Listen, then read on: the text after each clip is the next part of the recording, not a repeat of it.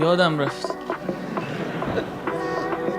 غافل دادیم دل به دستت، ما را یاد و تو را فراموش.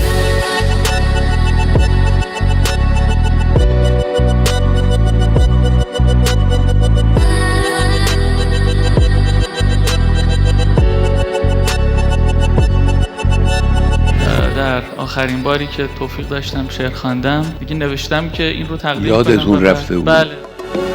رسوایی دیگری یه بیتی من اونجا خوندم، یادتونه؟ بله. غافل دادیم دل به دستت، ما را یاد و تو را فراموش. بله بفرمایید. البته که دل ما به دست شما. غافل دادیم دل به دستت، ما را یاد و